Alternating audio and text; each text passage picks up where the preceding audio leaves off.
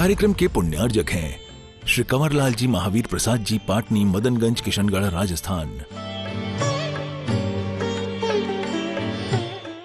जीवन सदस्यता अतिथि संविभाग भोजनालय की ग्रहण कर सकते हैं मात्र 1,11,000 रुपये के माध्यम से असीमकालीन, और 1,11,000 रुपये के माध्यम से आधारशिला रखते हुए 51,000 रुपये के माध्यम से विधान आदि योजनाओं में सम्मिलित होकर इस नंबर पर संपर्क कर सकते हैं 9893625600, 9584543368। प्रशांत जैन।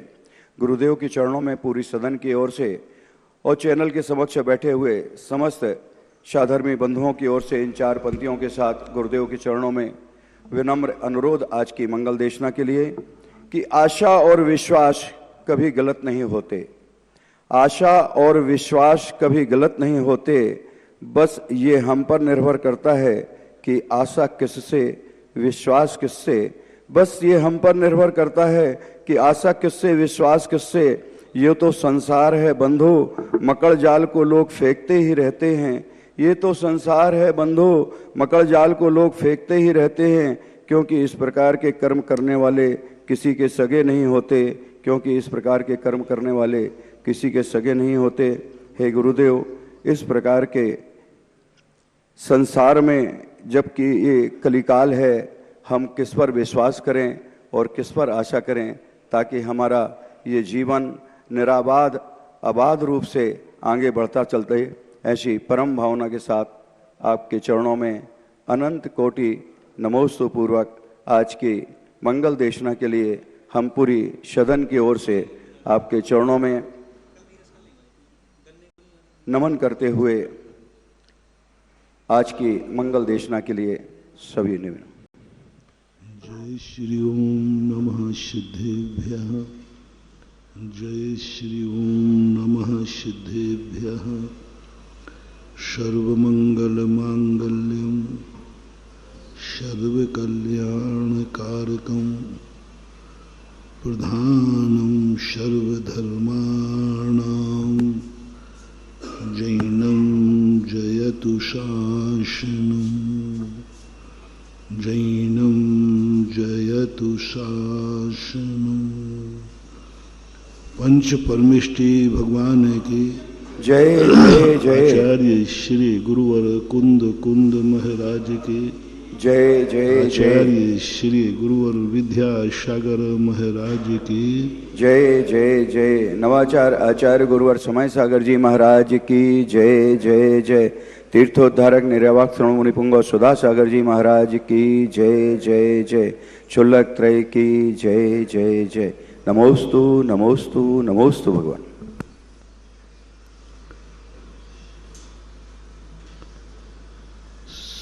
प्रसंग चल रहा है, सब कुछ हमारे पास है, लेकिन डर लग रहा है कि ये सब कुछ चला ना जाए। हम जिंदा हैं, लेकिन मरने का डर लग रहा है। हम जिंदा हैं तो हमें जिंदा रहने की खुशी नहीं हो रही है, हमें मरने का डर लग रहा है। हम धनी हैं, धन हमारे पास है, लेकिन हमें धन की अनुभूति नहीं हो रही, हमें लुटने का डर लग रहा है। हम करोड़ों रुपया हाथ में लेके चलते हैं ट्रेन में, हमें करोड़पति की अनुभूति का आनंद नहीं आता। हमारा चेहरा देखो, जिसके पास करोड़ रुपया हो और वो ट्रेन में यात्रा कर रहा हो, उसका चेहरा देखना। अरे करोड़पति है तो आनंद से चेहरा खिलना चाहिए, लेकिन चेहरा कैसा है? टेंशन में है कि कहीं लुट नहीं जाओ। बड़ा आदमी खूब धन कमा रहा है, लेकिन टेंशन में है कहीं छापा न पड़ जाए।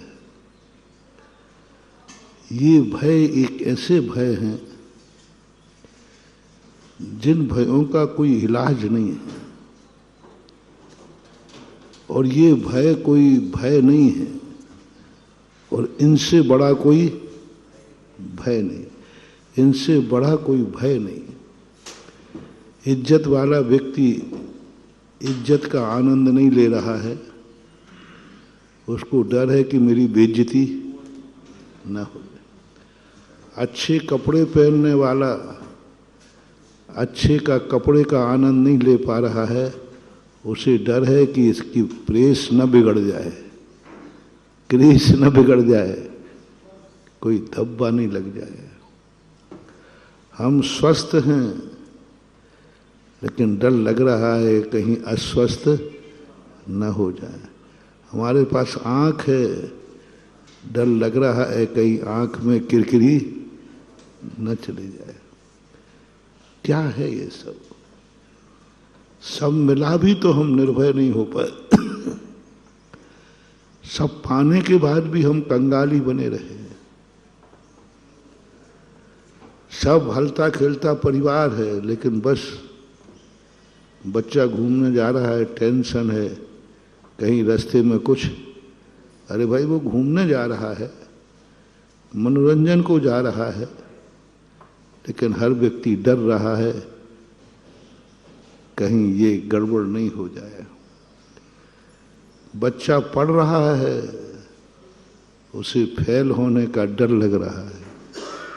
अरे पढ़ रहा है तो पास होने का आनंद लो, लेकिन नहीं, पढ़ते समय उसको क्या लग रहा है? फेल होने का डर लग रहा है, पास होने का आनंद नहीं आ रहा है। व्रत ले लिया, नियम ले लिया, मुनि बन गए, अब मुनि बनने का आनंद नहीं आ रहा है, डर लग रहा है कहीं मुनि पद छूट न जाए, व्रत नहीं टूट जाए, बड़ी मुश्किल में मिला है। अब 24 घंटे यही बात, कहीं व्रत नहीं टूट जाए, कहीं नियम नहीं टूट जाए। नियम लेने के बाद बस एक ही टेंशन रहता है सबको, कहीं मेरा नियम 16 के कपड़े पहनने के बाद 16 का आनंद नहीं आ रहा है। टेंशन किसका है? कोई छू ना ले, यही टेंशन है। अब 16 के कपड़े पहनने के बाद एक आनंद आना चाहिए, लेकिन आनंद नहीं आ रहा, एक टेंशन है, कोई छू ना ले। और ये टेंशन को बताओ, अब इस टेंशन से बरी हो कैसे हो पाओगे? 16 का कपड़ा है, लेकिन डर है छू नहीं जाऊं। मैं जीव को देख के चल रहा हूं, तो मुझे अनुकंपा का आनंद नहीं आ रहा है, मुझे डर लग रहा है कहीं जीव मर ना जाए। बचाने का आनंद नहीं आ रहा है, मर ना जाए ये दुख हो रहा है, ये टेंशन बना हुआ है। अरे भाई, जीव को तुम बचा रहे हो तो बचाने का आनंद दो, नहीं वो आनंद नहीं आ रहा है, डर लग रहा है कहीं कोई जीव मर ना जाए। बोलते समय भी बोलने का आनंद लो, लेकिन डर लग रहा है कहीं गलत ना जाए। आगम को पढ़ रहा हूं, पढ़ते पढ़ते डर लग रहा है कहीं गलत अर्थ ना निकाल लूं, इस डर है। स्वाध्याय का आनंद नहीं आ पा रहा है, डर क्या लगा है कहीं मैं गलत ना पढ़ लूं, गलत अर्थ ना निकाल लूं। प्रवचन देते समय टेंशन के कहीं गलत नहीं निकल जाए मुंह से। तो ये जो संसार की एक ऐसी विडंबनाएं हैं, जिस विडंबनाओं से व्यक्ति ऊपर नहीं उठ पा रहा है। क्यों नहीं उठ पा रहा है? क्यों डर लग रहा है उसको कि मेरी बेइज्जती हो जाएगी? क्यों डर लग रहा है कि मेरे से झूठ निकल जाएगा तो फिर लोग क्या कहेंगे? महाराज, मैंने तो आप पर विश्वास किया था कि आप सत्यवादी हैं और आपका बात तो बिल्कुल झूठ लिखी। ये डर है। साधु सत्य बोलने के लिए उतना लालायत नहीं होता जितना सावधान रहता है झूठ ना निकल जाए।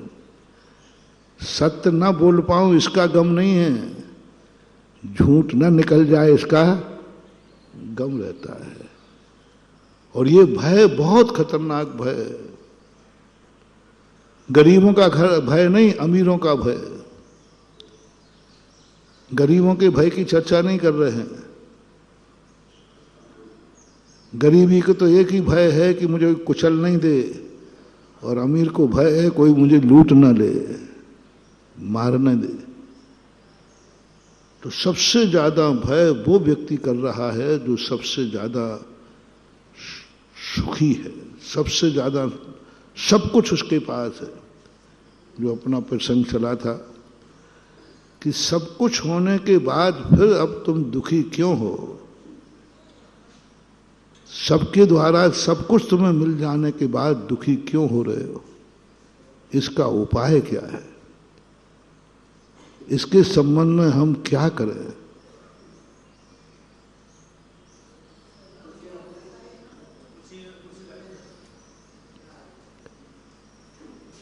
तो उसकी चर्चा अपन कर रहे थे। पूज्यवर समंत भद्र महाराज ने कहा, तुम सर्वस्व तुम्हारे पास है, लेकिन सार्वभौमपना तुम्हारे पास नहीं है। सार्वभौम, हमने जो कुछ भी पाया है अपने लिए पाया है। जो कुछ भी हमने पाया है अपने लिए पाया है। हमने कभी जगत की चिंता नहीं की। हमने ये पाया कि सब कुछ मेरे पास हो, और इसका परिणाम है कि सब कुछ तुम समेट लोगे तो पड़ोसी तुम्हें लूटे बिना नहीं रहेगा।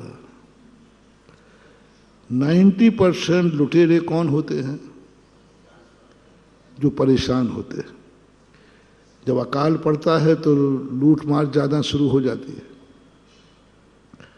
लोगों को मजदूरी नहीं मिलती तो क्या करें? लूटेंगे। लोग कब लुटते हैं इसका कारण समझो। कल भी मैंने कहा था, हमारे पास सब कुछ होकर दुखी कौन कर रहा है? कौन दुखी कर रहा है? किस कारण से दुखी हो रहे हो? उस पर हमें विचार करना पड़ेगा। और मूल विचार ये है कि हमने सबको लूट करके अपने को धनी बनाया है। सबकी तरफ ध्यान न देकर हम खुद सुखी बनने का प्रयास किया है। आप सुखी नहीं रह पाओगे। आपको पहले दुनिया के, या तो फिर मैंने जो कल कहा था, या तो तुम एक नियम ले लो, लेना ना देना, मगन रहना। एक कल की बात थी शायद। हमें किसी से कोई लेना नहीं, हम किसी को कुछ देंगे नहीं। हम किसी को देखेंगे नहीं, कोई हमें देखेगा नहीं। हम किसी से बोलेंगे नहीं, कोई हमसे बोलेगा नहीं। हम किसी से काम लेंगे नहीं, हम किसी का काम करेंगे नहीं। हमें कुछ नहीं चाहिए। मैं अपने आप में पूर्ण हूं। मैं हूं अपने में स्वयं पूर्ण, पर की मुझ में कुछ गंध नहीं। मुझे कुछ नहीं चाहिए। मैं अपने आप में पूर्ण हूं। मैं खुद इतना सुंदर हूं कि मैं किसी के देखूंगा ही नहीं। क्यों झुका ली भगवान ने आंख अपनी? क्यों कर ली बीतराग ने नासा दृष्टि? क्योंकि उनकी आत्मा ने कहा, किसे देख रहा है? तेरी आत्मा से सुंदर दुनिया में कोई चीज है ही नहीं। यत्त निच्छ यगवो समवो सब्बत सुंदरो लोये, बंद कहाए इत्ते तेण विषम वादनी होई। क्यों झुका लेते हैं साधु नजर? क्या उनका देखने का मन नहीं होता? क्यों चलते हैं साधु बाजार में नीची गर्दन करके? क्या उनको दिखता नहीं है? दिखता नहीं है, या देखने की इच्छा नहीं है, या कुछ और रहस्य है? देखने की इच्छा नहीं है, वो कैसा जीव हो ही नहीं सकता। क्योंकि जानना देखना तो स्वभाव है। कोई भी दुनिया में ये जीव नहीं हो सकता कि मेरे देखने की इच्छा ही नहीं होती, और दिखता नहीं है तो फिर कोई मतलब नहीं। साधु कौन है, धर्मात्मा कौन है, बीतरागी कौन है? जिसे देखने की इच्छा तो है और उसे दिखता भी है। अंधा साधु नहीं हो सकता, अंधा साधु नहीं हो सकता, उसे दिखता है और देखने की इच्छा भी है। जिसकी इच्छाएं मर चुकी हैं वो जिंदा रह करके भी मरा हुआ है। देखने की इच्छा है, तुमसे ज्यादा इच्छा है। जितना जितना साधु बड़ा बनता जाता है उसकी इच्छाएं बढ़ती जाती हैं। पर कुंदकुंज स्वामी ने खोजा ये बात, कुंदकुंज स्वामी ने ये रहस्य खोला। तुम लोग क्या समझ रहे हो कि साधु ने नासा दृष्टि कर ली है, इसका अर्थ है उनको अब कुछ देखने की इच्छा नहीं है, सो मत समझना। तुम्हारी तो फिर भी इच्छा कम है, तुम तो रात में सो भी जाते हो, लेकिन साधु हो अर्ध नशा का सन्नाटा वन में वनचारी। कितनी बड़ी बात शीतलनाथ भगवान की स्तुति करते हुए पूज्यवर समंत भद्र महाराज ने कहा, सजीवते काम सुखे छतस्ना दिवास मारता निशिशेर ते प्रजा तुम्हारे नक्तम परमत्तवान। हे भगवान, मैं क्या देख रहा हूं? हम लोग तो देखते देखते थक जाते हैं तो सो जाते हैं, आप लोग टीवी 24 घंटे चलता है, तुम बंद क्यों करते हो? क्यों अच्छी पिक्चर आना बंद नहीं आ रही क्या? अरे आ तो रही महाराज, आंखें थक गई होता है ना। वही देखो अब बहुत हो गए, मेरी आंखें दुखने लगी हैं। तो आपकी आंखें दुखने लग जाती हैं, आप बोर होने लग जाते हो तो आप सो जाते हो। लेकिन हे शीतलनाथ भगवान, हम तो समझ रहे थे कि आपको कोई देखने की इच्छा ही नहीं, लेकिन आप दिन में सोते नहीं, रात में सोते नहीं, दिवार नक्तम अपमत्तवान। आप 24 घंटे जागते रहते हो, क्या देखते हो? क्या 24 क्या? और एक दिन नहीं, पूरी जिंदगी हो गई। आखिर क्या देख रहे हो आप? हम लोग तो कोई एक चीज को थोड़े ही ज्यादा देखेंगे तो बोर हो जाएंगे, थक जाएंगे। और आपको जब से दीक्षा ली है,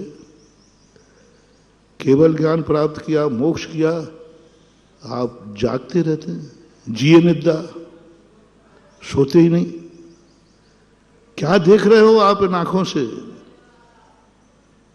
इसलिए ये निर्णय समझो, साधु को दिखता नहीं है सो मत समझना, साधु की देखने की इच्छा नहीं है सो भी मत समझना।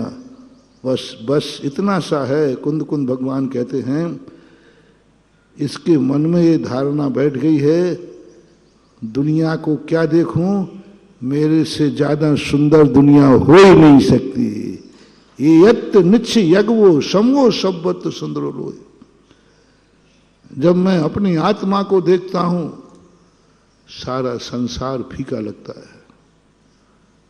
आपके सामने दो वस्तु हों, एक कम सुंदर हो और एक ज्यादा हो, तो आप किसको देखोगे बार बार?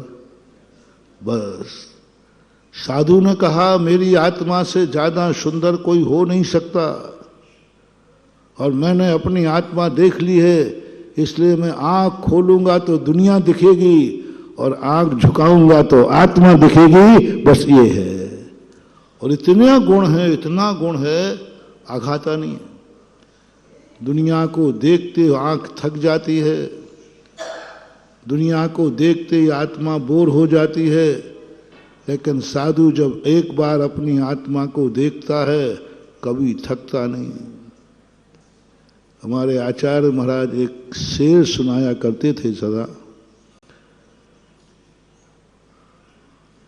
अपने सीने में हैं तस्वीरें यार, जरा आंख झुका लो देख लो। सीना यानी अपने अंदर तस्वीर है ऐसी सुंदर, थोड़ा आंख झुका लो यानी नासा दृष्टि कर लो, दिख जाएगी। तुम दुनिया में खोज रहे हो कि सबसे अच्छा दुनिया में कौन है। दुनिया में तेरी आत्मा से अच्छी कोई हो ही नहीं सकता। बस यहां से शुरू होती है सिद्धि। अब तुम्हें कोई अंधा नहीं कर पाएगा, क्योंकि तुमने कह दिया कि नहीं, मेरी आत्मा से ज्यादा कुछ हो नहीं सकता सुंदर अच्छी वस्तु, और मैं अपनी आत्मा को देख रहा हूं। अब तुम कभी बोर नहीं होगे, क्योंकि अपनी आत्मा को देखना है। अपना तो लाओ। हम पर को देखते हैं इसलिए थकते हैं, स्वयं को देखो। अपने व्यक्ति को देखते ही, एक माँ अपने बेटे को देखते ही नहीं थकती है, क्योंकि वो अपना है। साधु क्यों नहीं थक रहा है? क्योंकि उसने अपनी आत्मा को देख रहा है। आंखों का प्रयोग जब जब तुम दुनिया को देखने करोगे, यहां तक कि भगवान को देखने करोगे, तो आप बोर हो जाओगे। भगवान को देखते देखते आप या तो सो जाओगे या मंदिर से बाहर आ जाओगे। लेकिन एक बार अपनी आत्मा को दृष्टि पड़ जाए तो व्यक्ति कभी थकेगा नहीं। विश्राम की जरूरत ही नहीं पड़ेगी, क्योंकि थकान हो तो विश्राम हो।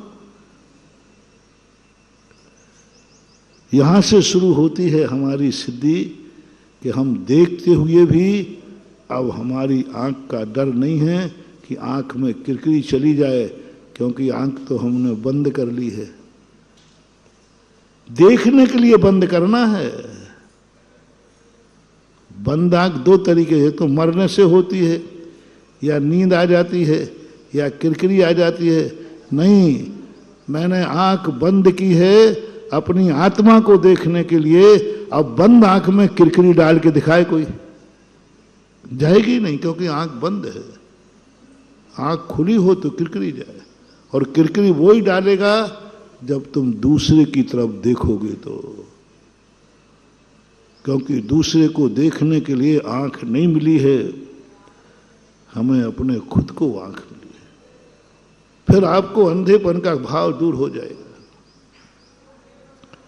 आपके पास धन है, आपको लूटने का डर लग रहा है कि कोई मुझे लूट नहीं ले।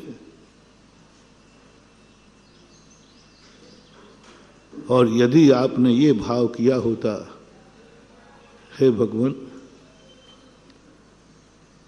देखना मुझे कोई लूट नहीं ले, सारे चोरों को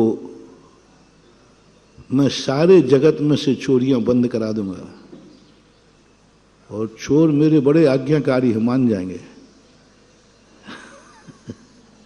माने बस एक भावना तुम्हें माना है प्रतिदिन कि हे भगवान, जगत में हर व्यक्ति के पास इतना हो कि उसे चोरी करने की जरूरत ही नहीं पड़े। जिस पर उसकी चोरी पर नियत जाए वो उसके पास पहले से है,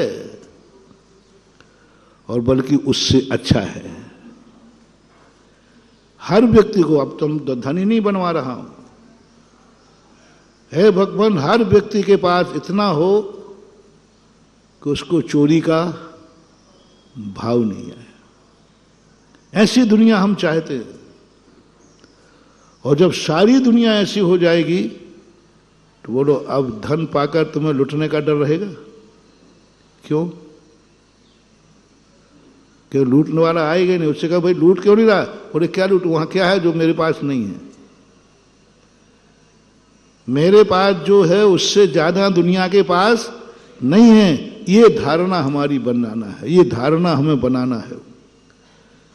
जब भी तुम्हारी पर की दृष्टि जावे तब समय सार यही कहता है पूज्यवर कुंद कुंद भगवान, बस तू एक धारणा बना ले, जो तेरे पास है उससे ज्यादा दुनिया के पास नहीं है। बस अब इसको व्यवहार में लगा लेना। निश्चय में लगा लेना। अभी मैं निश्चय में लगा रहा हूं, अभी व्यवहार में लगा दूंगा।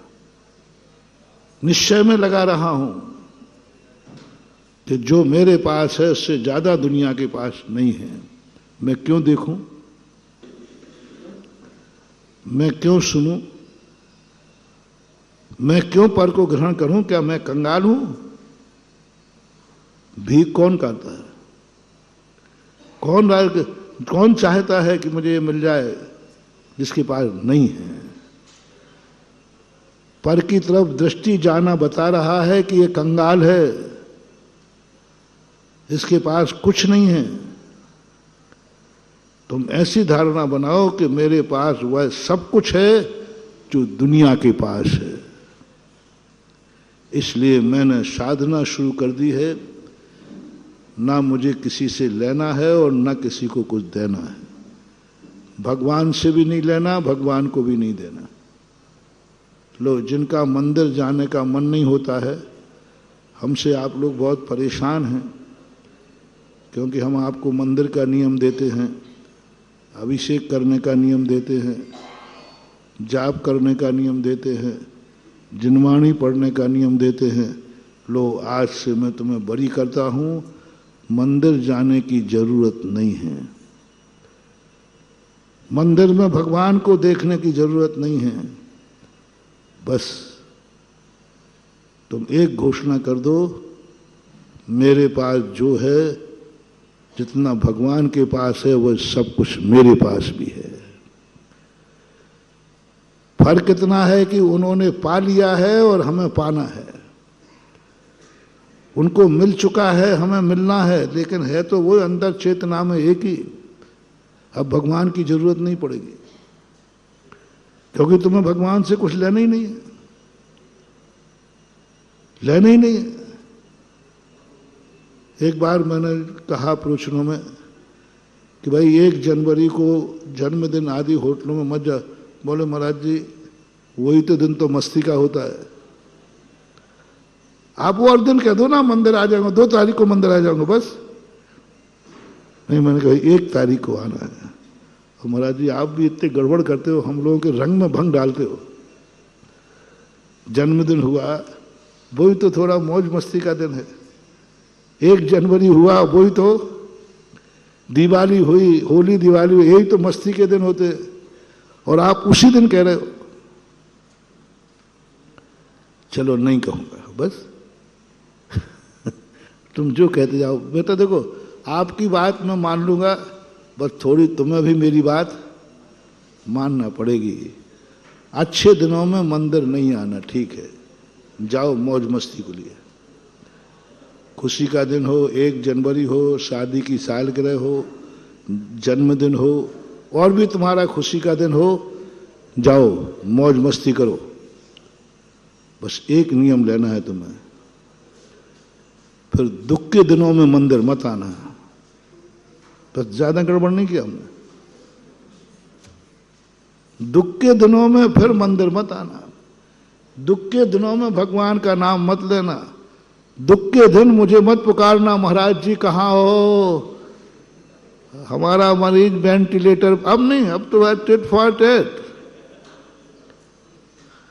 बस इतना सा नियम ले लो, काहे को मंदिर जाना। सुख का दिन मौज मस्ती के लिए है, घूमेंगे खाएंगे आराम से, ऐश करो, जो तुम्हें करना हो करना। बस एक नियम तुम ले लो, दुख के दिन आने पर फिर भगवान को मत आना। दुख के दिन आने पर फिर भगवान को मत पूछना।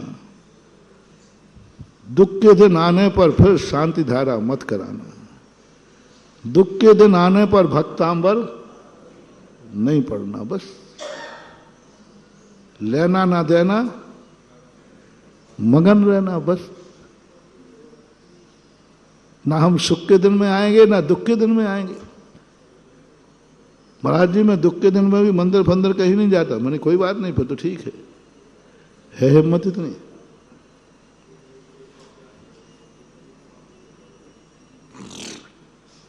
माँ बाप से तुम्हें कोई मतलब नहीं है, कोई बात नहीं। लेकिन फिर दुख आए तो रोते हुए मां की गोदी में मत आना। हंसते हुए तुम आना नहीं चाहते हो, रोते हुए मैं आने नहीं दूंगा। चलो तुम नियम ले लो, तुम नियम ले लो। मैं हंसते हुए दिन मंदिर में नहीं आऊंगा, सुखी के दिन मंदिर में नहीं आऊंगा। जो कोई शुभ दिन पड़ेगा उस दिन हम मंदिर नहीं आएंगे। ले लो नियम। हम यहां मंदिर में बोर्ड लगाते हैं, दुख के दिन में मैं आने नहीं दूंगा, दुख के दिन में मैं आशीर्वाद नहीं दूंगा, दुख की मैं शांति धारा नहीं कराऊंगा, दुख के दिन में तुम्हें कुछ भी नहीं, नमोकार मंत्र भी नहीं फेरने दूंगा दुख के दिन में। चलो कायेश्वर करो, तुम करो, फिर मैं कर रहा हूं। जो मेरा प्रवचन सुन रहे हो जहां बैठ के, यदि हिम्मत हो तो आ जाओ आज मैदान में। लेना ना देना, तुम भी फ्री और क्या बात है, बहुत फ्री हो जाएंगे। बहुत फायदा है इसमें। एक करोड़ों करोड़ों के मंदिर नहीं बनाना पड़ेंगे। क्योंकि मंदिर काहे को बनाएंगे जब तुमने नियम ले लिया कि सुख के दिनों में आएंगे नहीं, हमने ले लिया कि दुख के दिनों में हम आने देंगे। अब मंदिर काहे काम में आना बताओ। करोड़ों रुपया मंदिरों को बचेगा, है ही नहीं मंदिर। और मैं भी बहुत आफत से बच जाऊंगा। ना कोई आशीर्वाद देना है, ना कोई लेना। भक्तांबर का कोई मूल्य खत्म कर दूंगा मैं, कोई काम का नहीं। काय का काम का है। यदि ये हिम्मत हो तो बहुत फायदा है। समय सार कुंद कुंद भगवान ने यही कहा। पूछ ले अपने भक्तों से, पूछ ले। यदि हिम्मत हो तो ना मंदिर की जरूरत है, ना भगवान की जरूरत है, ना गुरु की जरूरत है, किसी की जरूरत है ही नहीं। ना मां बाप की जरूरत है, कुछ नहीं, कोई लेना देना नहीं। बस आप एक नियम लेना है, सारे लोगों के प्रतिनिधि के रूप में। आप लोग जो पंडाल में बैठे, क्योंकि उनकी तो आवाज मुझे आ नहीं पाएगी, जो लाइव टीवी में सुन रहे हैं ना, वो मेरी बात तो सुन रहे हैं, लेकिन मैं उनकी सुन नहीं पाऊंगा। कोई बात नहीं रे, जिज्ञासा में भेज देना। चलो कोई बात नहीं। तुम लोग नहीं हो जो हमारे यहाँ सामने बैठे, ये भी आपके भाई बंधु हैं, आपकी जात की हैं। इनका नेचर तुम्हारा जितना एक ही है। चलो सारे भारत की तरफ से तुम सब प्रतिनिधि बोलो, कायेश्वर करें। सुख के दिन में हम धर्म नहीं करेंगे, सुख के दिन में हम मौज मस्ती करेंगे। सुख के दिन मैंने बता दिया तुम्हें, जनवरी 1 क्योंकि हमसे बहुत लोग परेशान हैं। हम उस समय जाकर के आते हैं जहां तुम्हारा मौज मस्ती चरम पे होती, वहीं जाके मैं खड़ा हो जाता हूँ। बोले महाराज थोड़ा लेट आ जाते आप, थोड़ा लेट आ जाते। अब यही समय थोड़ी मौज मस्ती करने का था और आप पधार गए बीच में। आप पधार गए। धर्म वहीं पहुंचता है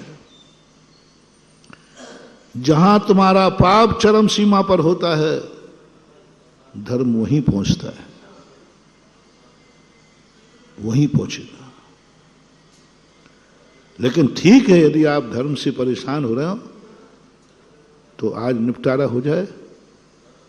आप लोग तैयार हैं? आप नियम ले लो कि सुख के दिन में मैं मंदिर नहीं आऊंगा, अमीरी में मैं धर्म नहीं करूंगा, अमीरी में मैं दान नहीं दूंगा। जब मेरे पास पैसा है महाराज, मैं 1 रुपया दान नहीं दूंगा। जो पैसा है उससे मौज मस्ती करूंगा, घूमने जाऊंगा आराम से, क्योंकि पैसा है। नहीं, मैं तुम्हारे पक्ष की बोल रहा हूं। जब तुम्हारे पास पैसा हो तब 1 रुपया दान नहीं करना। खूब उड़ाओ खाओ, खूब उड़ाओ खाओ, जितना करना तुम्हें, जो करना। पैसा तुम्हारा है, मैं कौन होता हूं रोकने वाला? मैं कौन होता हूं रोकने वाला? तुम्हें जो करना हो करना। बस तुम एक नियम लो, एक नियम मैं लेता हूं। देखो, एक पक्षी नियम लेना अच्छी बात नहीं है। जब व्यवहारी हो रहा है, जब शर्त ही लग रही है, तो सर तो जुआ एक तरफ से होता है कि दो तरफ से? मुझे थोड़ा कम आदत है दोनों, दाव दोनों तरफ से होता है कि एक तरफ से? दोनों ही कुछ ना कुछ रखते हैं ना, कि एक रखता है? तो आज अब जुआ हो जाए अपना थपना, एक नियम तुम्हारा और एक नियम हमारा। तुम्हारा नियम है कि हम अमीरी में दान नहीं देंगे, हम अमीरी में आपके पास नहीं आएंगे, अमीरी जब रहेंगे तब हम मंदिर नहीं बनाएंगे, हम कुछ भी नहीं देंगे, ठीक है? गरीबी में तुम्हें आने नहीं दूंगा मंदिर में। अमीरी में महाराज आपका आशीर्वाद की जरूरत नहीं है, हम अमीर आदमी हैं, काहे की जरूरत है? ये बड़े आदमी होते हैं ना, ये बड़े अहंकारी होते हैं, कहते हैं मुझे महाराज से कोई मतलब नहीं है, क्या करना है? हमारे पास है। 90% अमीर आदमी धर्म से दूर रहता है, आपने देखा होगा अक्सर कर। पैसे वाले जितने पापी मिलेंगे रामचंद्र जी में नहीं मिलेंगे, रावणचंद्र जी में मिलेंगे, क्योंकि रामचंद्र जी के पास तो कुछ 90% बड़े आदमी के बच्चे पापी होते हैं, व्यसनी होते हैं, दुर्गुणी होते हैं, बच्चे भी होते हैं, वे स्वयं भी होते हैं। 90% कह रहा हूं। इसलिए कोई बात नहीं, आपका ये नियम है और है ही नियम। अमीरी वन में आते हैं, हमारे पास बहुत सारे लोग आते हैं, आज तक एक लोग नहीं आया, पर आज तो जो है सो हो ही जाएगी। अब हम भी कोई कम नहीं है, परेशान हो रहे हैं। जो देखो वो ही आता, महाराज मेरी दुकान नहीं चल रही, मेरा व्यापार नहीं चल रहा, महाराज बहुत घाटा हो रहा। आज तक कोई भला आदमी एक नहीं आया, महाराज जी आजकल हमारा धंधा बहुत अच्छा चल रहा है, बहुत अच्छा चल रहा है, बहुत कमाई हो रही है, आप तो कुछ बताओ। देखना मैं नाराज क्यों हो रहा हूं आज, क्योंकि तुमने हमें इतना परेशान कर डाला है। एक व्यक्ति नहीं आ रहा कि महाराज कुछ काम बताओ, भौरी बंद का मंदिर बन रहा है, मैं अकेले ही बना दूंगा, आपकी कृपा से धंधा खूब चल रहा है जम के। इतना चल रहा है, इतना चल रहा है कि मैं संभाल नहीं पा रहा हूं, मैं संभाल नहीं पा रहा हूं। इतना धन आ रहा है, जहां देखो वहीं माटी छूता हूं, सोना होता है। मैं पुण्य से घबरा गया हूं, मैं सुखों से घबरा गया हूं, मैं धन से घबरा गया हूं। धन से इतना घबरा गया महाराज जी, क्या है? मैंने एक बार प्रश्न दिया था वर्षा योग में, सम्यक दृष्टिकोण। जब मैंने ये शास्त्रों में पढ़ा कि सम्यक दृष्टि 2-4 होंगे, कितने? तो जाने कम, नगण्य होंगे। तो मैंने कहा ऐसा क्यों कहा? जब शास्त्रों में पढ़ा तब मुझे पता चला कि सम्यक दृष्टि कौन? जो पुण्य से घबरा गया हो, विषय भोगों से घबरा गया हो, जो धन से घबरा गया हो, जैसे 84 खंड की हवेली जेल लगने लगी हो, फुटपाथ या नहीं, 84 खंड का महल उसको क्या लग रहा है? ये जेल है। धन दौलत सब पाने के बाद वो घबरा गया। इतना धंधा चल रहा है, इतना व्यापार चल रहा है, रो पड़ा वो। सावधान, रो पड़ा वो, फूट फूट कर गुरु के सामने, गुरु महाराज ये कौन से जन्म की सजा दे रहे हो? कौन सा मैंने पाप किया? आपका मैंने क्या बिगाड़ा? इतना धंधा चल रहा है, इतना धंधा चल रहा है, मुझे मंदिर आने तक का समय नहीं मिलता। बहुत बड़ा महानुभाव, ध्यान रखना, दुश्मन 2 प्रकार से निपटाया जाता है। दुश्मनों को 2 तरीके से निपटाया जाता है। दुश्मन का नाम कुत्ता भी है। कुत्ते से निपटना है 2 तरीके हैं, या तो डंडा या फिर रोटी का टुकड़ा। जहां कोई जो होता है ना क्या जो फार्म हाउस वगैरह में होते, तो चोर लोग दो ही ले, या तो डंडा लेते हाथ में, कभी कभी कुत्ते ऐसे होते डंडे से नहीं मानते, तो उनके लिए क्या होता है, रोटी का टुकड़ा रख देते हैं। और जैसे तुमने कोरा या कोरा है, और उसको जैसे टुकड़ा दिखाया, कुत्ता किसी का नहीं होता, जो टुकड़ा डाल दे उसी का वफादार होता है। कुत्ते की वफादारी है पर बहुत खतरनाक है, जिसकी खा लेता है उसी की वजह, और दूसरा खिला दे तो दूसरा को दे। कुत्ता और बच्चा एक क्वालिटी के होते। बच्चों का अपहरण कब हो जाता है, एक चॉकलेट दिखा देते, बिस्कुट दिखा दे, बेटा चॉकलेट खाना, बोले हाँ अंकल खाना है, आजा, उठा ले जाते। तो अपन लोगों की जो स्थिति रही अनादिकाल से, महानुभाव सावधान, जब तुम्हारे जीवन में इतना पुण्य आ जाए, इतना व्यापार चले कि मंदिर जाने को समय ना मिले, इतना व्यापार चले कि प्रवचन सुनने का समय ही, इतना व्यस्त हो गए महाराज जी मैं कैसे आऊं प्रवचन को, सुबह से उठते ही से धंधा चलता है, मैं नहीं आ सकता, मैं कैसे आऊं। इतना समय, इतना नोट गिनो कि माला फेरने का समय ही नहीं। बहुत बड़े आदमी कहते हैं हमसे, महाराज जी आप समझो, आप ये जो 1.5 घंटे प्रवचन दे रहे हो ना, ये ठलुओं को है, ठलुओं को। कौन को? हाँ, और मैं भी ठलुआ ही हूं क्योंकि 1.5 घंटे दे रहा हूं। मैं समझ जाता हूं, उसने सीधा मुझसे तो नहीं कहा, लेकिन मैं समझ गया कि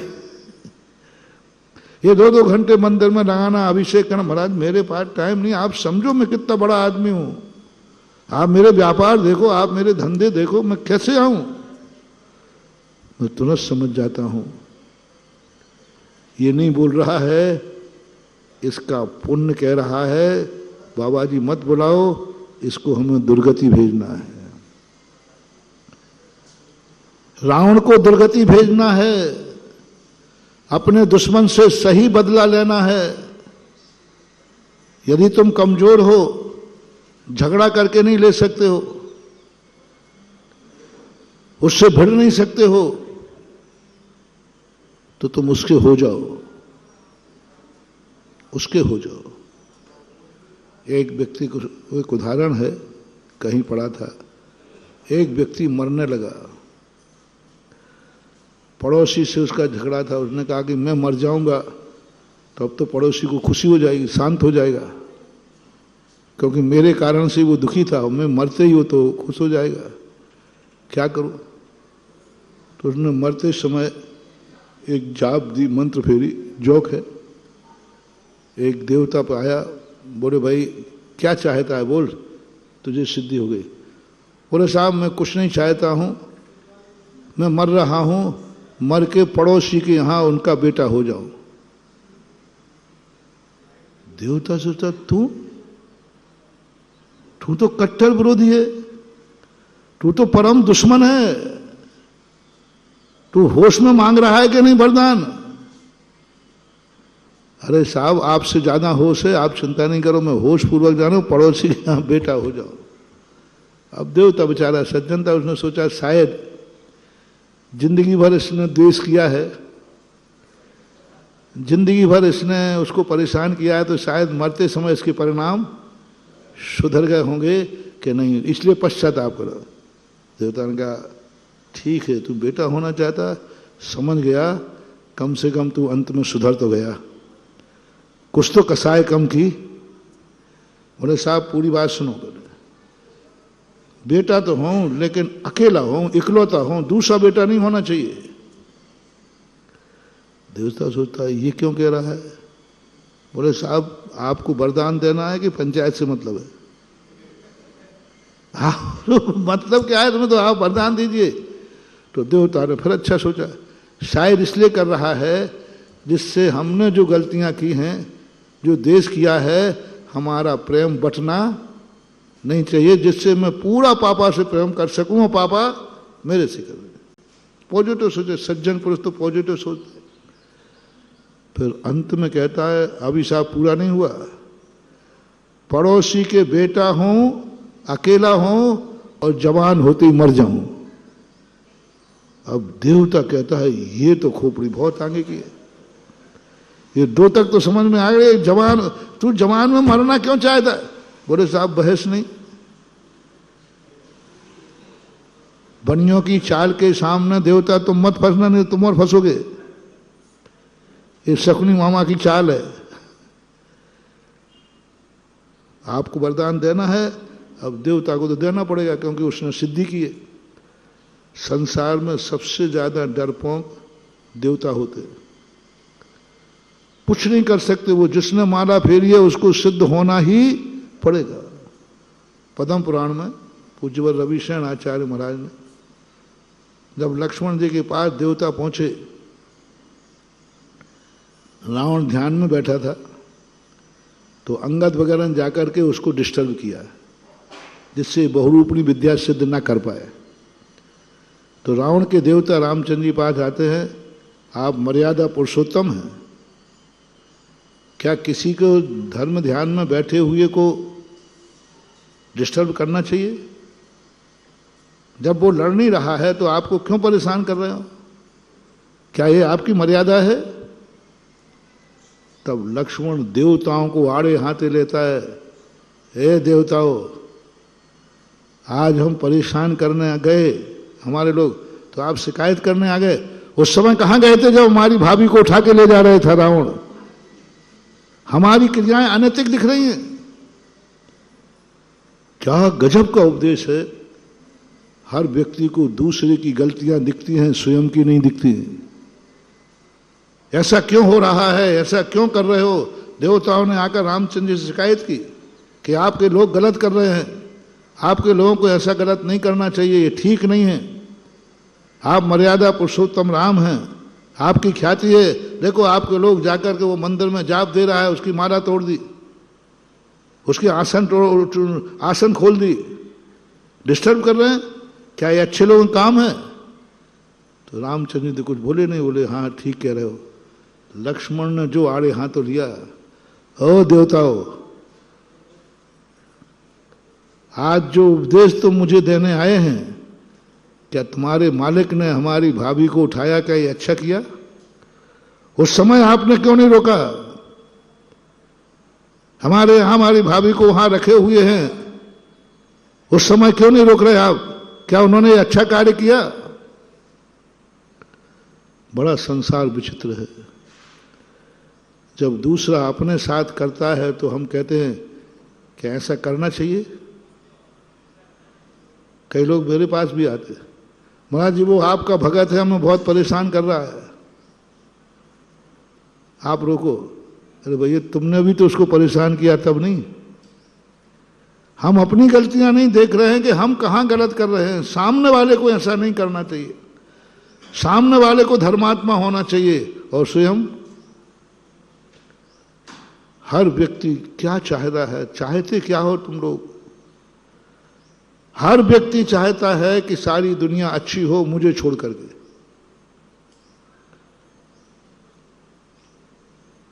एक बहुत अच्छी बात पूछ रहा हूं, तुम लोगों की एक आशीर्वाद दे रहा हूं, सभी की पत्नियां सीता जैसी हों। कुछ गलत आशीर्वाद तो नहीं दे रहा हूं, आपसे उनसे नहीं पूछ रहा हूं, आप पूछ। जिनके विवाह हो गए हों उनकी पत्नियों को मैं सीता जैसी कर दूंगा। नहीं हुए हो तो उनको सबको सीता मिलेगी।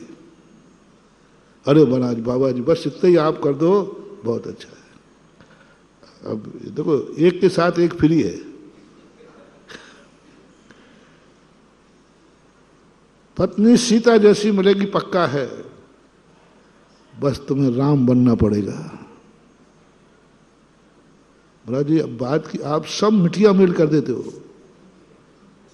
अरे पहले ही आशीर्वाद देके नक्की करो ना। नहीं, ओहो क्या हो रहा है दुनिया में।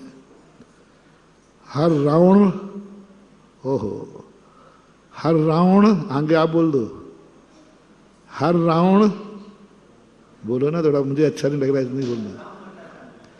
हर रावण सीता चाह रहा है, हर रावण सीता चाह रहा है। सुन रहे हो रे रावणो? हर रावण सीता चाह रहा है, यही तुम्हारे लिए विनाश का कारण बनेगी वो सीता। रावण बन के सीता चाहोगे बर्बाद हो जाओगे। रावण बन के सीता चाह रहा है। रावण भी सीता को चाह रहा था और श्री राम भी सीता को चाह रहे थे। दोनों चाह रहे थे कि नहीं? बोलो ना भैया, चाह रहे थे दोनों, बल्कि राम से ज्यादा। ओहो, मिटा नहीं रहा है, मार नहीं रहा है, कुछ नहीं कर रहा, चाह रहा है वो। 16,000 रानियों से भी ऊपर बनाना चाह रहा है। रावण की 16,000 रानियां थी, उसकी पटरानी बनाना चाहता, लंका की पटरानी बना, सब कुछ करना चाहता है। इतना चाह रहा था रावण, लेकिन विनाश क्यों हुआ? क्योंकि वो रावण बन के चाह रहा है। किसको? दूसरे को नहीं, सीता ही को चाह रहा है। महानुभाव, यदि तुम रावण बन करके सीता चाह रहे हो, जाओ तुम भस्म हो जाओगे, बर्बाद हो जाओगे, धूल में मिल जाओगे। यदि सीता चाहिए है तो आगे बोल दो, आप राम बनने की साधना करो। तुम राम बन जाओ, सीता को तुम्हें खोजना नहीं पड़ेगा, सीता तुम्हारे पास खुद मिल जाएगी। राम बनने की साधना नहीं हो रही, सब सीता चाहते हैं, लेकिन कोई राम नहीं बनना चाह रहा है। और साधना ये कहती है, राम बनो, तुम सीता को नहीं चाहोगे, सीता तुम्हें चाहेगी। बोलो, सबसे ज्यादा रामचंद्र जी सीता को चाहते थे या सीता रामचंद्र जी को चाहती थी? दोनों की तुलना बताना। अब रावण को हटा दिया मैंने।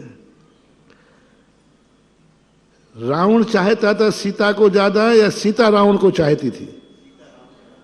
नहीं, रावण सीता का लाओ। अब सीता को रावण ज्यादा चाहता था, राम भी चाहते थे।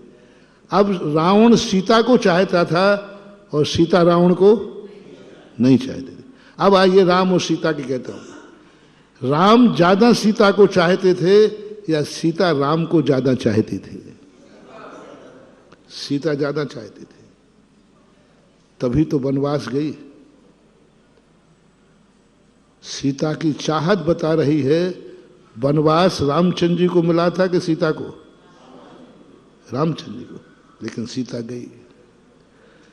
रावण के 6 महीने तक इतने कष्टों में रही, तो भी उसने अपने हृदय से राम को नहीं निकाला। सीता का प्रेम देखो, सारी 16,000 रानियों की पटरानी, सोने की लंका की महारानी, उन्होंने कहा सब 3 लोक का राज्य भी कुछ नहीं है, यानी रामचंद्र जी को वो 3 लोक में सर्वश्रेष्ठ मानती थी।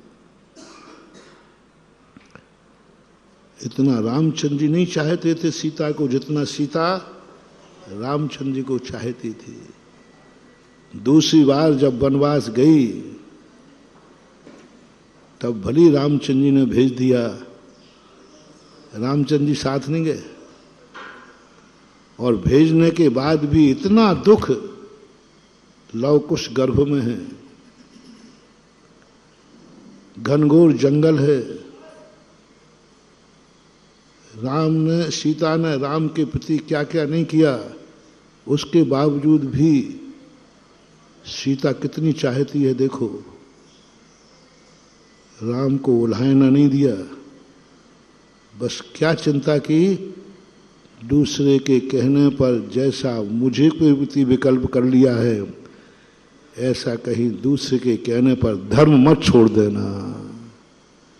चाहत देखो कितनी है। और सबसे महत्वपूर्ण चाहत हुई सीता की चाहत, बता रहा हूं। वैष्णव दर्शन में जब वो पृथ्वी में समाने लगी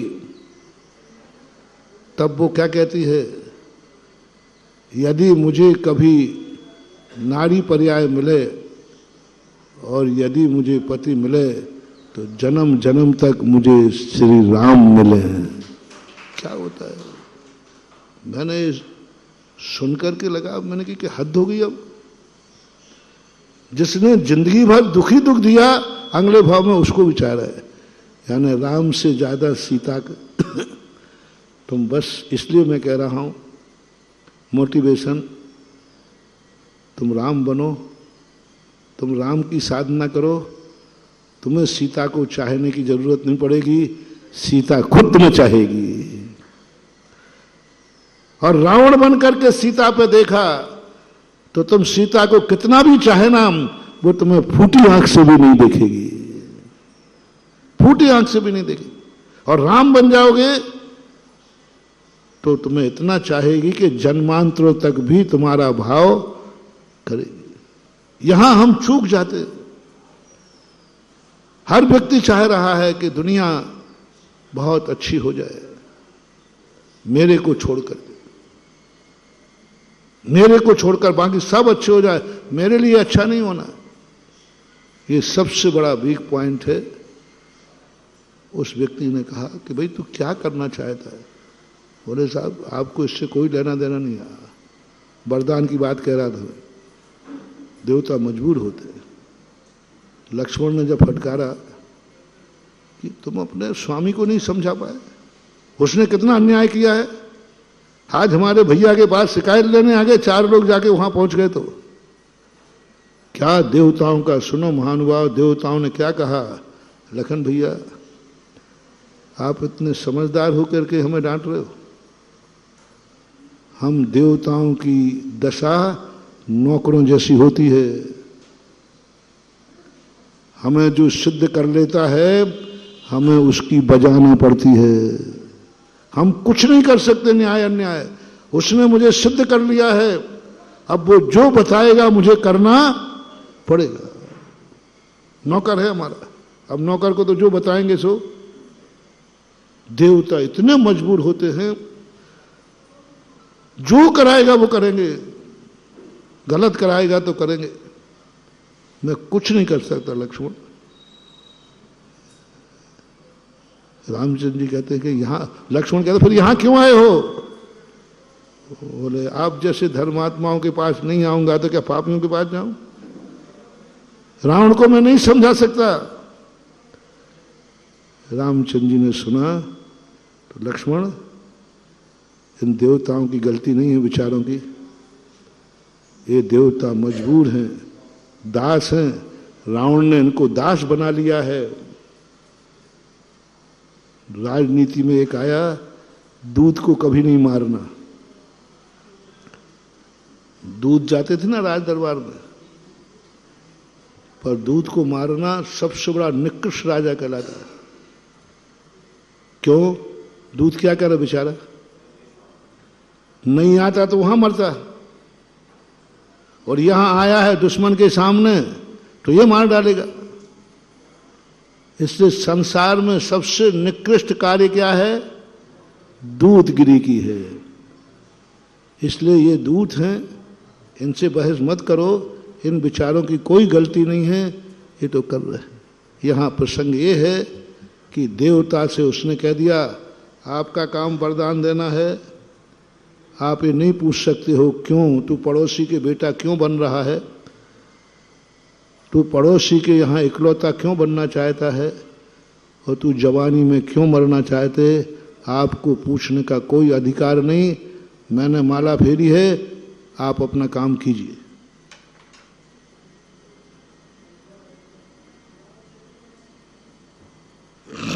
अपना काम कीजिए। देवता को करना पड़ा था। वो मरा, मर करके बेटा हो गया, जवान हो गया, जवान होते मर गया। अब बहुत करोड़पति अरबपति व्यक्ति हो, और इकलौता बेटा हो और जवानी में मर जाए तो उसकी क्या हालत हुई है बताओ भैया, क्या हालत होगी? पागल हो गया वो, सेठ पागल हो गया। इतनी खुशी मनाई थी, एक बेटा हो गया, इकलौता बेटा है, बहुत खुशी मनाई थी, और जवान होते वो मर गया। और इतना पागल हुआ, सही में पागल होकर भिक्षु के कपड़े फाड़ दिए, सड़क पे घूमने लगा, मिट्टी खाने लगा, गोबर खाने लगा, पागल हो गया। लोग पकड़ रहे हैं उसको, मार रहे हैं, बंदी बना दिया गया। वो देवता तो निगरानी रखे था कि आखिर इस व्यक्ति ने ऐसा परिवर्तन क्यों आया। देवता ढूंढते ढूंढते वो जीव मरकर जहां गया था वहां पहुंचे, बोले भैया अब तो बता दे कि तू पड़ोसी का बेटा क्यों बना, इकलौता क्यों बना, और रहस्य ये और बता दे कि जवानी में मरने का वरदान। तो वो व्यक्ति कहता है, अब वो कहाँ का था? बुंदेलखंड का था। ठीक है, बुंदेलखंड बुंदेलखंड का था। क्या गजब। उसने कहा देवता होकर अभी तक अकल नहीं आई, अभी तक नहीं समझ पाए। बोले भाई बता। बोले यही तो मेरी पॉलिसी थी, यदि मैं दुश्मन बनता तो भी कभी उसको ऐसा पागल नहीं कर सकता था, मैं उसको कंगाल नहीं कर सकता था, उसको मिट्टी नहीं खिला सकता, उसकी बेइज्जती नहीं कर सकता था। लीजिए मैंने बेटा बनकर के उसकी ये दशा कर दी कि आज अरबों की संपत्ति उसकी कोई काम नहीं है, वो सड़क पे कपड़े फाड़ के फिर रहा है। देख ले क्या दशा है। ये भी एक बदला लेने का तरीका है। सुन रहे हो रे मेरे महानुभावों, ये तरीका कूटनीति का तरीका बदला लेने का। और अपन समझ रहे बेटा है, सावधान। जो व्यक्ति तुम्हारी जिंदगी में आवे और बीच मझधार में छोड़ के चला जावे, समझ लेना ये पूर्व भाव का बैरी था जो बदला लेके चला गया। सभी में लगा लेना। जो तुम्हारी जिंदगी में आवे, बहुत बड़ा मोटिवेशन दे रहा हूं जगत के लोगों, बहुत बड़ा मोटिवेशन दे रहा हूं। तुम नहीं समझ पाओगे, तुम अंधे हो, तुम रोने बैठ जाओगे, तुम पागल हो जाओगे। हमारा बेटा मर गया, हमारा बेटा मर गया, वो जीत गया। लाइन बनाओ सूत्र, जो व्यक्ति तुम्हारी जिंदगी में आवे और वे बीच में छोड़कर मर जावे, समझ लेना ये पूर्व भाव का बैरी आया था जो तुम्हें मझधार में छोड़ के चला गया। इस कथा से, जैन दर्शन की कथा है, शर्वक भगवान के द्वारा। पति और पत्नी हो, बीच में पति मर गया, विधवा कर गया, मां है, बच्चों को जन्म दे गई, मर गई, अनाथ कर गई। वो उन बच्चों की बैरन थी। जो पूर्व भाव का बदला लेना था उन बच्चों से, अब कैसे करें, हम बदला तो वैसे ले नहीं पाएंगे। तो उसने कहा ठीक है, इनको बच्चा बनाऊंगी। पहले निदान कर लिया, दुश्मन बने में निदान किया उसने। ये मेरा दुश्मन है, देखना नीति देखना, बहुत बड़ा रहस्यमय बात है महानुभाव भाव। वो क्या करे, पूर्व भाव में कोई तुम्हारी बैरन थी, तुम्हारा उससे झगड़ा था। उसने सोचा इससे मैं जीत तो नहीं पाऊंगी, इससे मैंने धर्म किया है, मैंने पुण्य किया है, मैं एक व्रत लेती हूं कि मैंने जिंदगी भर जो प्रयत्न पुण्य किया है, ये जो व्यक्ति है मेरा बेटा हो जाए, जिंदगी भर के धमले में ये मेरा बेटा हो जाए, और बेटे को जन्म देने के बाद मैं मर जाऊं। बोलो इससे बड़ा बदलाव और क्या होगा। कल्पना कर रहे हो ना, एक बच्चे को जन्म दे के मां मर जाए और बच्चे की क्या हालत होगी। बहुत बुरी हालत। वो माँ ने बदला ले लिया, बच्चे को लग रहा है मेरी माँ मर गई, मेरी माँ है, मेरी माँ है। अरे माँ नहीं है, पूर्वों की बैरन है जो तुझे जन्म देकर के अधर्म में छोड़ दिया। बदला लेने का तरीका देखो। तुम समझते हो कि बैरी कौन है? पति मर गया, विधवा कर गया शादी करके, और ऐसी दशा में मरा। शादी करने के पहले नहीं मरा, शादी के बाद मरा। और कब मरा? दूसरी शादी नहीं कर ले वे तो एक दो बच्चे पैदा और कर दिए। अब बोलो महानुभाव, मुझे थोड़ा शेयर करते जाया करो, क्योंकि मैं तो पढ़ता हूं, तुम भोगते हो। कोई पुरुष पति अपनी पत्नी को 2-3 बच्चे जन्म देने के बाद और मर जाए तो उस महिला की, उन बच्चों की क्या स्थिति होती है? उनके दुख की कहानी सुनाओ। और वो चला गया। वो पति तुम्हारा पूर्व भाव का बैरी था, और बैर का बदला लिया। तुम्हें लग रहा था कि नहीं ये तो हमें बहुत चाह रहा है, हाँ वो पूरा दिखाएगा। नहीं साहब महाराज जी, आप कुछ भी कहो, वो तो मुझे बहुत चाहते थे, आपको मालूम नहीं, वो तो हमें दिन रात चाहते थे, अपने से ज्यादा चाहते थे, और बच्चों को भी खूब चाहते थे। हाँ, यही है सबसे बड़ी कूटनीति। दुर्योधन नहीं समझ पाया कि शकुनी मां मुझे चाह रहा है या मेरे वंश का नाश कर रहा है। कौन समझ पाया शकुनी को? बोलो, शकुनी मामा को दुर्योधन दुश्मन मानता था कि मीत? समझ, वो कहता नहीं, संसार में सबसे ज्यादा विश्वसनीय कौन था? दुर्योधन सबसे ज्यादा हितैषी किसको मानता था? वो नहीं समझ पाया कि हितैषी नहीं है, ये कुरु वंश का सबसे बड़ा नाश करने वाला है। तुम समझ रहे हो मेरा पति चाह रहा है, अरे यही तो उसका नाटक है, यही तो कर्मों की लीला है, इसी को तो समझना है। जवान अवस्था में बच्चे पैदा करके मर गया। अब तुम्हारी दशा क्या हो रही है? वो दुश्मन सफल हो गया और तुम्हें ऐसी दशा में हो गया, ना तुम इधर की रही हो और ना कहीं कुछ नहीं कर सकते। मैं आज बहुत खतरनाक भी दुश्मनों को बता रहा हूं, खतरनाक। ऐसे ही और भी समझ लो, भाई मर गया, बेटा मर गया, बेटा जन्म, बाप मर गया। मोटिवेशन बनाओ, जो जो व्यक्ति तुम्हें अधर्म में छोड़ करके, तुम्हारा पराया नहीं, तुम्हारा होकर तुम्हें अधर्म में छोड़ रहा है, इट मे बी पॉसिबल, ये पूर्व भाव का बैरी है जो हमें इस मझधार में छोड़ के चला गया। ना मैं इधर का रहा, न बोलो ये संसार में हो रहा है या नहीं? ऐसी घटनाएं घट रही कि नहीं? घर घर में घट रही। कोरोना में देख लो, अच्छे अच्छे बच्चे अनाथ हो गए, अच्छी अच्छी स्त्रियां विधवा हो गई, अच्छे अच्छे पुरुष वृद्ध हो गए, अच्छे अच्छे लोग, धन दौलत, पूरा परिवार का परिवार चला गया। ये धन तुम्हारे बैर के रूप में आया था। धन में, अचेतन में भी बैर होता है। धन कहता है कि मैं तुझे बर्बाद करके रहूंगा, गरीब बना के बर्बाद नहीं करूंगा। गरीब बनाओगे तो बर्बाद कर नहीं पाऊंगा तुझे, क्योंकि यदि मैंने तूने गरीब बना दिया तो भीख तो मांग ही लेगा तू, भीख तो मांग ही लेगा। गरीब बना दूंगा तो मजदूरी तो कर ही लेगा। जो खूंखार दुश्मन होता है धन, कर्म कहता है मैं तुझे अमीर बना के मारूंगा, मैं तुझे अमीर बना के मारूंगा, तेरे घर में इतना धन दूंगा, इतना धन दूंगा।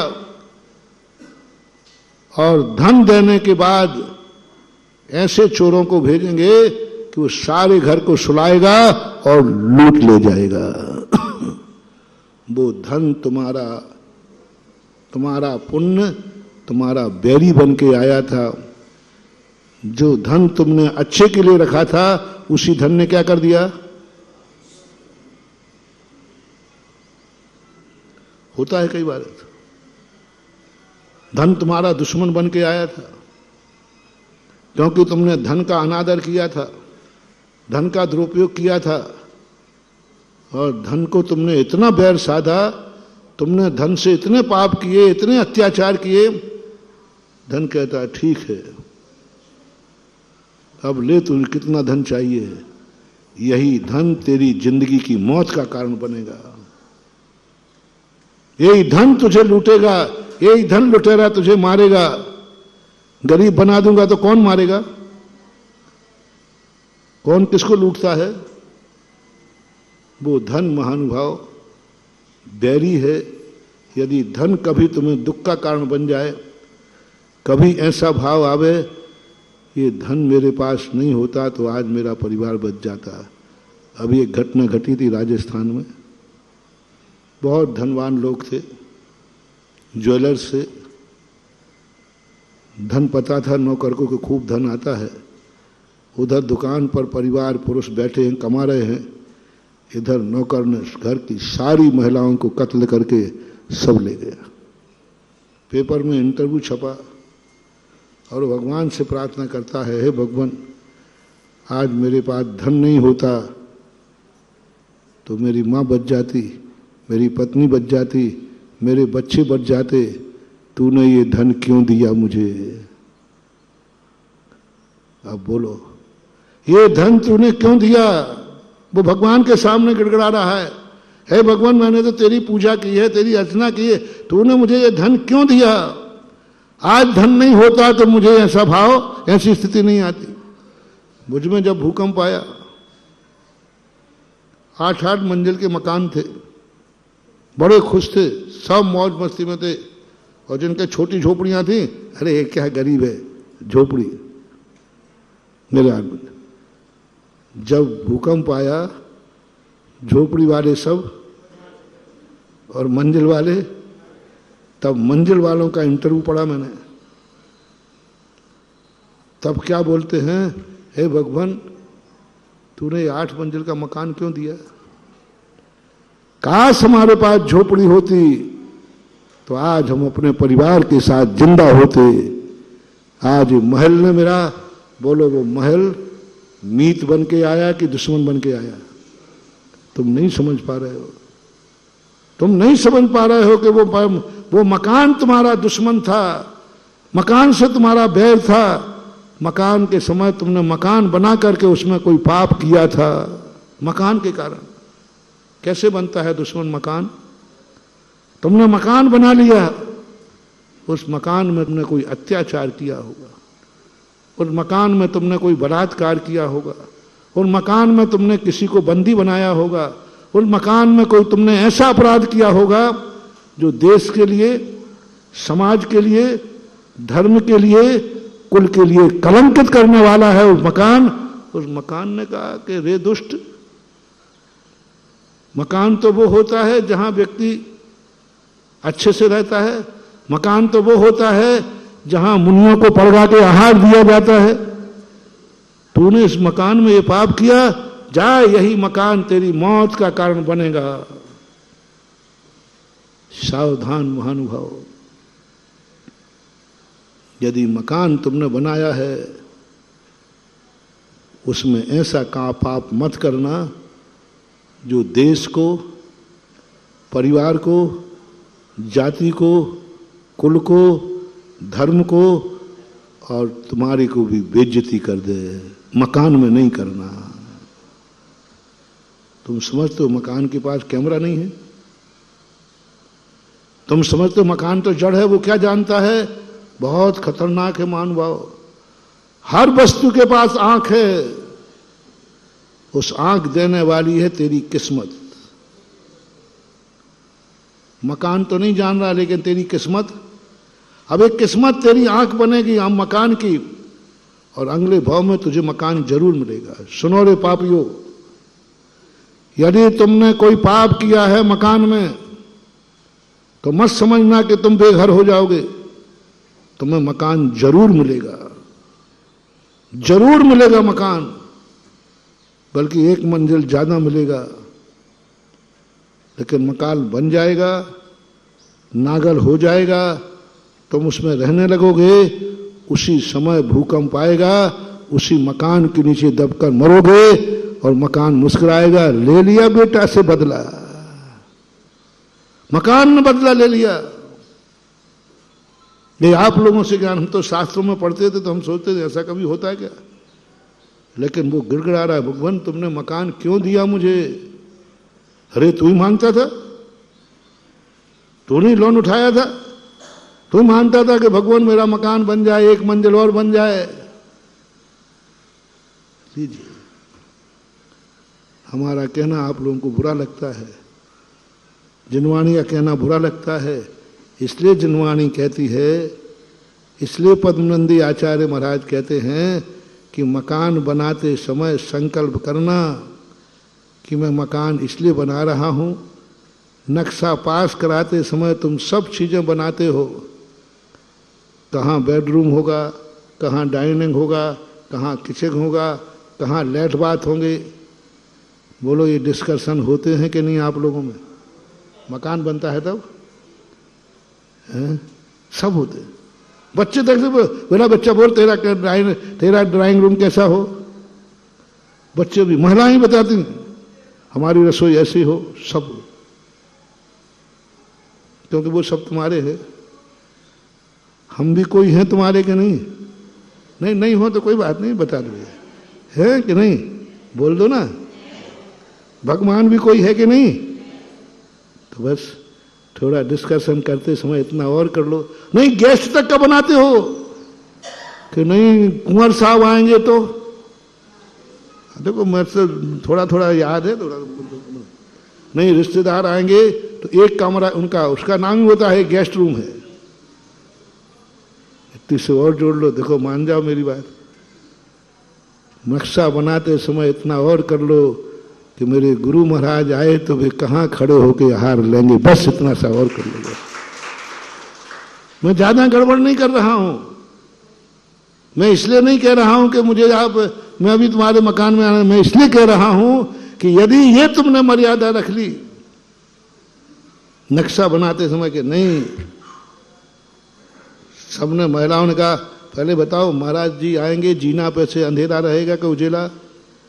महाराज जी खड़े होंगे तो वहां अंधेरा रहेगा कि उजेला?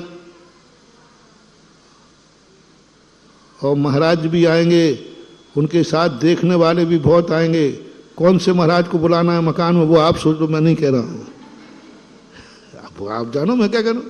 गुरु अपने अपने होते, हम थोड़ी थोपेंगे। अब तुम अपने गुरु की हैसियत देखो क्या है। तुम्हारा गुरु तुम्हारे घर में आ सकता है या नहीं? आएगा तो फिर गुरु कितना बड़ा है, कौन सा है, उसके साथ देखने वाले आएंगे, वे कहां खड़े होंगे? देखने वाले आए तो कहां खड़े होंगे? और हार देने वाले आए तो एक ही गेट है कि दो? जो समस्याएं देखता हूं मैं, छोटा कमरा हो जाता ना और भीड़ आती है तो हमें, मुझे ही पूछना पड़ता कि भैया दूसरा गेट है क्या? क्या ये विचार किया नक्शा बनाते समय कि महाराज कहाँ खड़े होंगे? इधर से भीड़ आ गई तो हवा आएगी कि नहीं? अंजलि में उजेला आएगा कि नहीं? इंजीनियर साहब ये पहले ध्यान रखना, मेरे गुरु के आहार देने का कमरा कैसा होगा वो पहले देखो आप, ये चीजें चाहिए। और देखने वाले भी आएंगे, वो देखने का स्थान चाहिए, और देने वाले भी आएंगे और बहुत भीड़ आएगी, एक तरफ से देंगे और दूसरी तरफ से उस कमरे में 2 गेट जरूर होना चाहिए जिससे कि आसानी से सब आहार। मेरे भक्तों, कहीं भी मकान बनाओ थोड़ा सा, क्योंकि मैं भी तुम्हारा कोई हूं, हो तो नहीं हो तो कोई बात नहीं, नहीं कहना महाराज आप हमारे नहीं हम आपके नहीं, तो फिर कोई बात नहीं, फिर तो ठीक है। करो महानुभाव, गुरु महाराज आवे या ना आवे, साधु आवे या ना आवे, लेकिन तुमने ये कर लिया तो मेरा दावा है वो मकान कभी आपको मौत का कारण नहीं बनेगा, और भूकंप भी आएगा तो आप बचोगे, क्योंकि आपने उसका मकान कहता नहीं, तूने एक पुण्य किया है। और यदि मौका मिले तो जाकर के अपने महाराज को, अपने गुरु को एक बार अपने घर पे चरण जरूर पाल लेना। इसलिए नहीं कि उनको कहीं आहार नहीं मिल रहा है, इसलिए नहीं कि वो खुले आकाश में आहार नहीं ले सकते हैं, इसलिए कि तुम्हें ये दिखाना है कि मकान मेरा बैरी है या हितैषी है। मकान कहीं मेरा बैरी बन के तो नहीं आया है। यदि बैरी बन के आएगा तो वो आपको भाव ही नहीं कराएगा, परिणाम ही नहीं कराएगा, आप भूल जाओगे। मकान कहता नहीं, यदि महाराज आ गए तो गड़बड़ हो जाएगा, वो पूरे परिवार का दिमाग खराब कर देगा, किसी को चर्चा नहीं होगी। कितने मकान ऐसे हैं जो आज चौका लगाना चाहते हैं, शहरों में बात कर रहा हूं, लेकिन हमारे महाराज जी हम नहीं लगा सकते। मैंने क्यों? महाराज जी उजेल ही नहीं है। क्यों? सारा फर्नीचर सोफा सेट क्या है वो फिक्स है। महाराज वो कैसे हटा सकते हैं? वो तो सब काटना पड़ेगा। सोफा सेट फिक्स है, उजेला नहीं है, सब कमरे एसी प्रूफ हैं। भावना तो लगाने की है, लेकिन नहीं, मैं आंख बंद कर लेता हूं। इस तो मैंने कि बनाते समय क्यों नहीं ध्यान दिया? पर मेरा ध्यान ही नहीं आया, सोचे ही नहीं।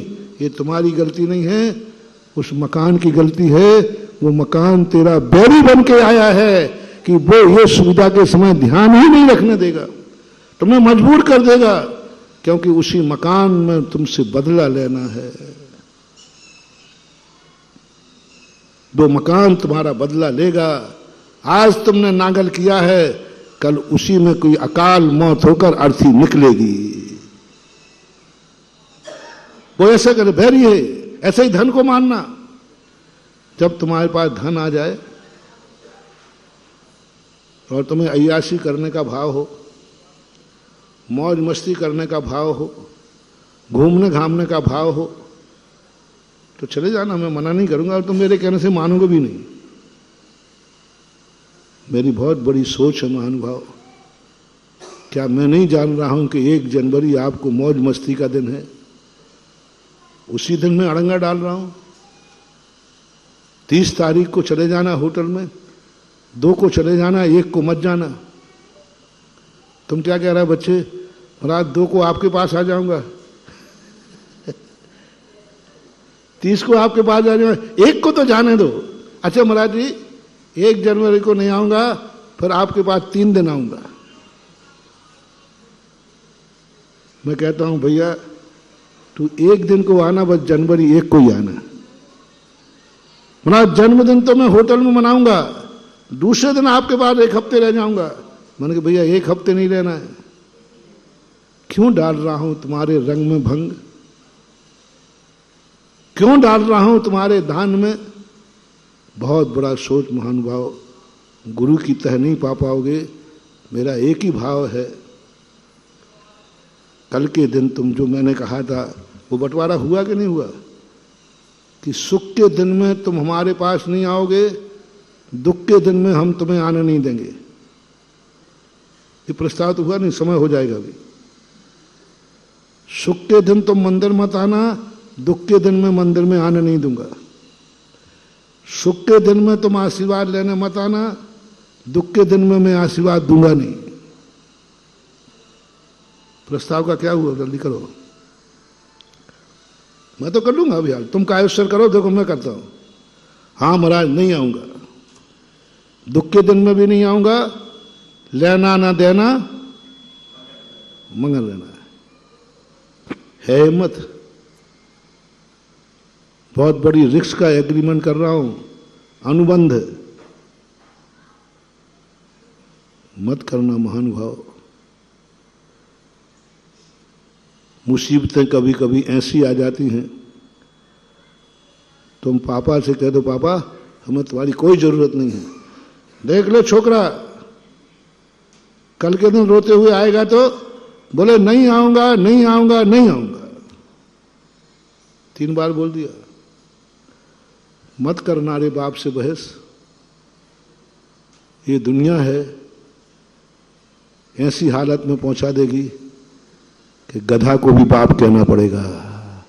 मुहावरा है ना कि अटके पे लोग गधे को बाप कहते हैं। अभी तेरा पुण्य का उदय है इसलिए कह रहा मुझे बाप की कोई जरूरत नहीं है। मैं अपने पैर पे खड़ा हूं, मैं अपना कमा रहा हूं, नहीं देना वसीयत तुम हमारे लिए। ये कर्म है, ऐसी हालत कर देगा कि बाप को तो छोड़ो, गधा को बाप कहना पड़ेगा। मत करना ना ये एग्रीमेंट कि महाराज ठीक है, सुख के दिन में नहीं आऊंगे तो आप दुख के दिन में नहीं आना दो, ठीक है मैं आऊंगा ही नहीं। हिम्मत हो तो कर लो, मुझे बहुत फायदा होगा। मैं तो तुरंत कायोत्सव करूंगा क्योंकि मैं परेशानी उन्हीं से हूं। शांतिनाथ की चिंता मत करो। फिर महाराज बहोरी बंद के मंदिर का क्या होगा? मैं अभी चिंता मत करो, मैं बनवाऊंगा ही नहीं, मैं बनवाऊंगा ही नहीं मंदिर। और आज से यह भी नियम ले लूंगा कि दुनिया में कहीं मंदिर नहीं बनवाऊंगा, कभी पंचकर्णक नहीं कराऊंगा, भगवान को कभी बैठा लूंगा नहीं। भगवान कहें क्या बात है? बोले भगवान आपकी यहां कोई जरूरत नहीं है, क्योंकि सुख में ये आएंगे नहीं, दुख में हम आने नहीं देंगे।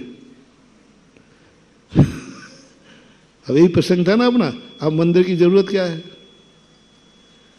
नहीं महाराज देखो, आप थोड़ी आप जिद्दी मत किया करो। मेरे अवगुण न चितारो, प्रभु अपनो विरध निकारो। सुख में तो हम आएंगे नहीं और दुख में हम नहीं आ पाए तो आप ही हमारे पास आ जाना है। नहीं होगा, नहीं होगा। और मैं दुख में तुम्हें इसलिए नहीं रोक रहा हूं इसलिए रोक रहा हूं कि यदि तुम सुख में नहीं आए तो ये सुख तुम्हें बर्बाद कर देगा। ये धन ही तुम्हारी मौत का कारण बनेगा, क्योंकि धन को तुमने मात्र सुख का साधन समझा है। इसलिए जब तुम्हारे पास धन आवे और तुम्हें धर्म करने का भाव ना होवे, पापानुबंधी पुण्य कहलाता है। धन आने पर पाप करने का भाव हो रहा है, घूमने का भाव हो रहा है, अय्यासी का भाव हो रहा है, दुनिया भर के काम करने का भाव हो रहा है, और तुम्हारे नगर में, तुम्हारे क्षेत्र में मंदिर बन रहा है। दोनों में से एक निर्णय करना है। गरीबों से नहीं कह रहा हूं, गरीबों से नहीं कह रहा हूं, अमीर जिसके पास पैसा है। दो निर्णय करना है। एक और 5 लाख, 11 लाख, 50 लाख रुपया है, वो घूमने का मन बना रहा है, ऐसो आराम करने का मन बना रहा है, और उसी समय तुम्हारे क्षेत्र पर मंदिर बन रहा है। दो में से कोई एक करना है। दोनों कर नहीं पाओगे। पेट की रोटी नहीं काट रहा हूं, बच्चों के लिए नहीं पढ़ा, जो कुछ है वो तो सब है। मैं मात्र अय्यासी की बात कर रहा हूं, मात्र ऐशो आराम की बात कर रहा हूं, मात्र घूमने की, मनोरंजन की बात कर रहा हूं। उसमें जब तुम्हारा पैसा खर्च करने की बात, दोनों मौके हैं। या तो मंदिर में दे दो, या 50 लाख रुपए में आप विदेश घूम जाओ। घूमना वीजा मिल रहा है, अमेरिका, पूरे देश घूम के मिलेंगे तुम्हें। और मनोरंजन भी करो, जुआ भी खेलो, पैसा है, खेल सकते हो, पैसा तुम्हारा, तुम जो चाहो कर सकते हो। और उसी समय तुम्हारे क्षेत्र पर मंदिर बन रहा है। हम कहेंगे बेटा महाराज इन गरीबों से कहो ना। नहीं, इनसे नहीं कहूंगा, तेरे से कहूंगा, क्योंकि तेरा यही पैसा तेरी मौत का कारण बनेगा। यही पैसा तुझे रुलाएगा, यही पैसा तेरा नाश करेगा। जब जब तुम पैसे पाप में लगाते हो, तब तक पैसा कहता है। इस कार्यक्रम के पुण्यार्जक थे श्री कंवरलाल जी महावीर प्रसाद जी, पाटनी, मदनगंज, किशनगढ़, राजस्थान।